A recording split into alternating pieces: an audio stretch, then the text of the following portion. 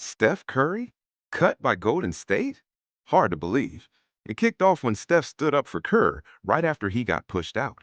It looked like loyalty, but it flipped the vibe inside the building. No one saw it coming, but Steph blew the lights. To be honest, that's not something I really worry about too much. Steve Kerr, done in Golden State? It's over. April 17th, Warriors lose to Phoenix 111 to 96. The season finished right there. Kerr steps up after the game, says he needs a week or two to think. That's not a coach planning to come back. That's a man who's already made his peace. 12 seasons on the sideline, 4 championships, 6 finals appearances, over 600 wins. And on a Friday night in the Arizona desert, none of that mattered. Then came the moment everyone couldn't stop talking about. Final seconds ticking down, Kerr pulls Curry and Green out of the game, circles them up, hugs them both, looks them in the eyes and says, "I don't know what's going to happen next, but I love you guys to death. Thank you." That was it. That was the goodbye. Arms around each other, clock running out. It looked like a farewell. It felt like a farewell. And Kerr's words to reporters confirmed everything.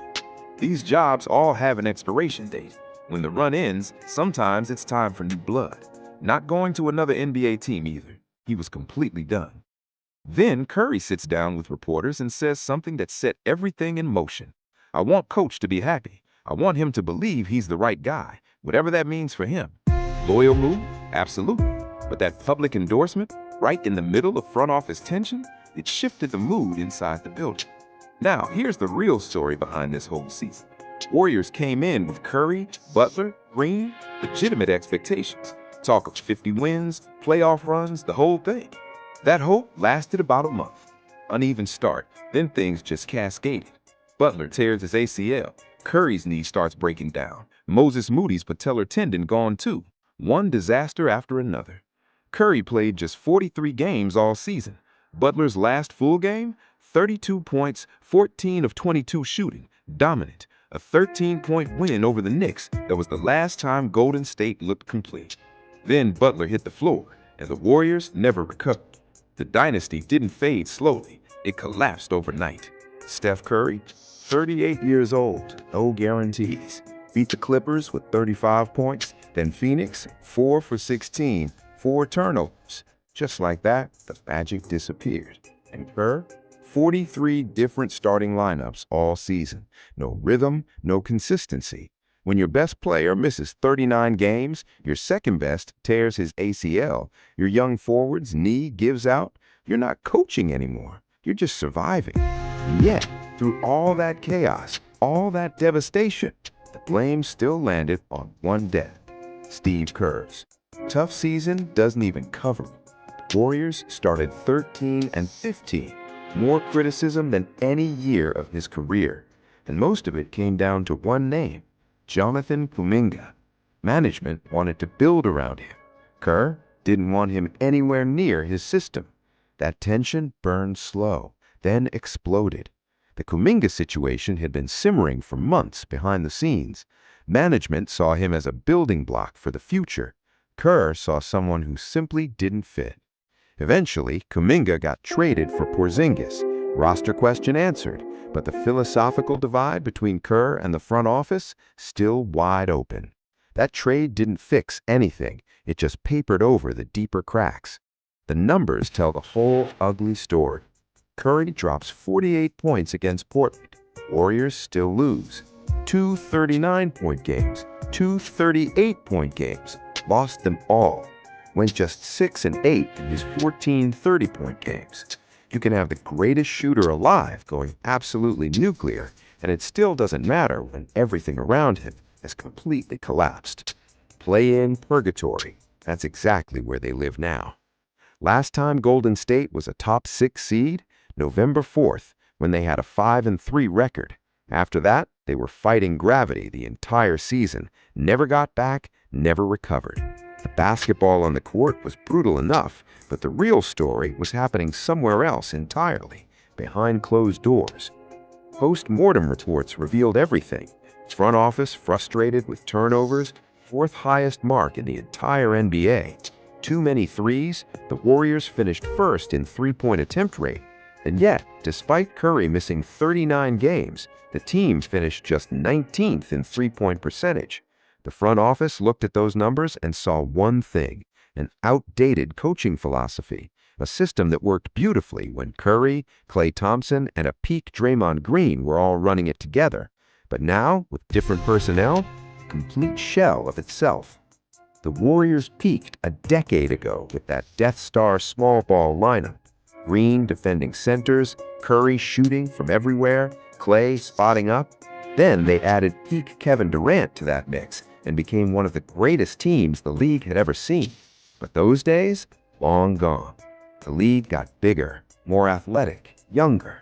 Teams maintained their size but kept their shooting. Meanwhile, the Warriors core is closer to 40 than 30. The game passed them by. Then came the political element. Kerr's frequent social and political commentary, reportedly creating real frustration inside the building. According to The Athletic's Nick Fidel, Kerr's outspokenness has caused pockets of friction within the organization. Contract expired, no formal ties to the team for next season.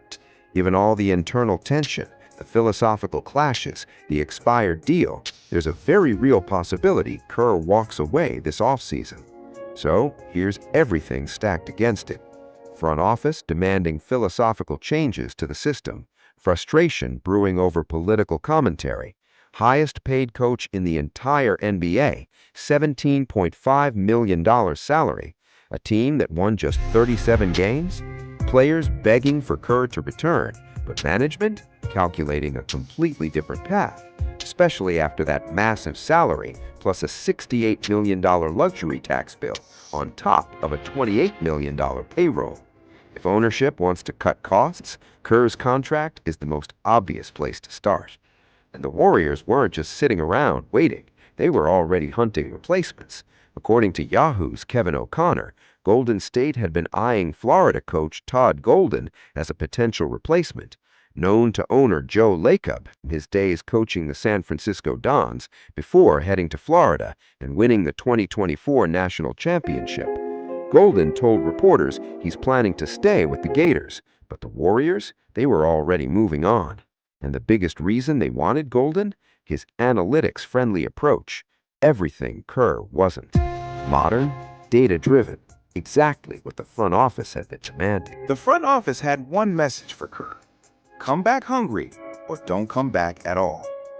Not the motion offense, not the ball movement philosophy he built his career on. They wanted someone new, younger, analytics-driven, someone who could maximize Curry's remaining prime while developing the next generation.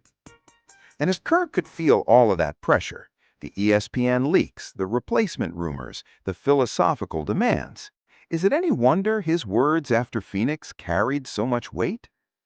Lacob wanted to hear genuine hunger from Kerr, not reluctant acceptance, not loyalty to Steph and Draymond, not nostalgia.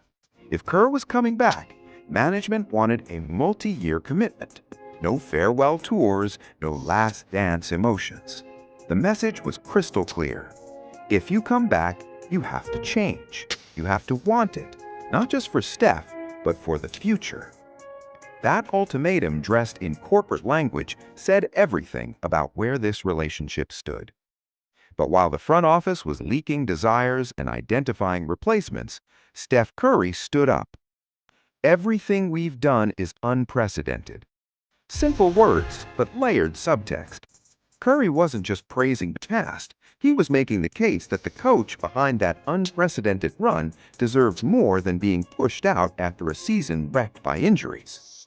Coach is fully capable of thinking outside the box, but his spirit has to be in it. His mind has to be in it. That defense was completely deliberate. In Golden State, Lacob pays the bills.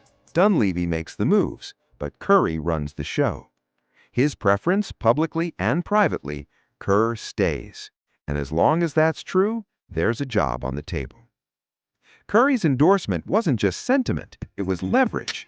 The franchise's most important player telling ownership, this is the man I want coaching me. You don't push out that coach without consequences. Draymond read the room completely differently.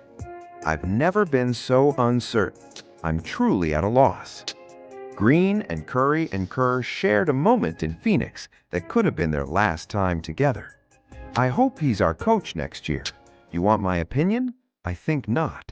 It just feels like that was it. Green hoped for one outcome, but sensed another was coming. And when Draymond's instincts speak, he's rarely wrong. Every exit interview told the same story. Player after player, same answer every time. Steve is really special to me. I want to be coached by him my whole career, Santos said. I love Steve. I love Steve, Melton said it twice. I owe Steve everything. The locker room was universally behind their coach, but the front office, calculating a completely different path. According to NBC Sports Bay Area, Kerr is not coming back barring a major change of heart. 1 week before season's end, Kerr told ESPN his chances of returning were 50-50, hardly enthusiastic. Now what about Curry's future?